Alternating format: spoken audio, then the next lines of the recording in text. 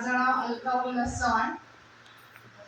Age आहे माझं 63 sorry. आणि मी सप्टेंबरपासून जानेवारीपर्यंत डॉक्टरकडे जातो. जानेवारीच्या एंडिंगला मला CT स्कॅन MRI करायला सांगितलं. त्याच्यामध्ये त्यांनी सांगितलं की आतड्यांना सूज आली, गाठी झाली, अपचन झालं. म्हणजे जेवणच मला पचायचं नाही. जवळजवळ 1.5-2 महिने मी लिक्विडवरच होतो. त्याच्यानंतर मला 27 तारखेला फेब्रुवारीच्या ऍडमिट केलं. ऍडमिट केल्यानंतर 5 दिवस ठेवलं. 5 दिवसानंतर सोडलं मला त्यांनी सगळं. म्हणजे तिथे गेल्यानंतरही मला उलट्या व्हायच्याच. सलाईन इंजेक्शन वगैरे दिलं तरी चालूच होतं. शेवटी मी कंटाळले. डॉक्टरांना विचारलं म्हणजे शेवटचा उपाय काय असेल ते. नाही म्हणे तुम्हाला सोडणारच नाही 5 दिवस. 5 दिवस मी राहिली. घरी आले. मला माझी तब्येत खूप खराब झाली. सगळे यायचे ते म्हणायचे होतीस कशी आहे तर झालीस कशी. सगळे असे. नंतर शेवटी मग माझी बहीण लता शिंदे आसावरी परत मला घरी बघायला आली. ती बोलली भाऊजी तुम्ही तिला तिकडे घेऊन या, तिला बरं वाटेल. माझे मिस्टर आले सेंटरमध्ये. त्यांनी ते माहिती घेतली आणि मला आत्ताच्या आत्ता तयारी कर आणि चल. मग फेब्रुवारीच्या 27 पासून मी इथे यायला लागले.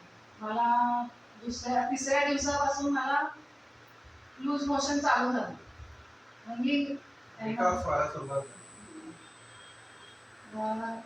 मी काही घाबरली नाही. मला सेंटरमध्ये माहिती दिलेली होती, ते आपोआप थांबलं. आता परवाच्या दिवशी रात्रीपासून मला युरिनला व्हायला लागलं. तरी पण मी काय घाबरली नाही. म्हटलं जायचं.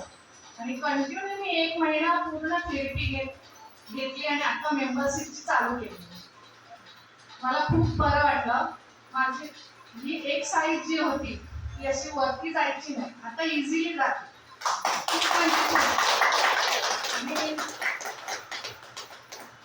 थेरपी घेतली मी, फिजिओथेरपी 10,000 रुपये खर्च केले. माहिती आहे लता शिंदेला. कारण हाताने मी एवढा भाग माझा चालायचा पण हा वरतीच जात नव्हता.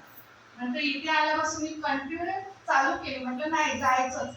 आणि मी अक्षरशः म्हणजे मी आजारातून उठली ना तेव्हा डोळ्यात माझं पाणी असेल. चालायची पण मला ताकद नव्हती. हे मला म्हणायचे तुला होत नाही ना करू नकोस, जातील मुलं. म्हटलं नाही, माझ्याने जेवढं होईल तेवढं मी करेन. मी सकाळची 4:30ला उठते पहाटे. माझी एक्सरसाइज असते ती करते.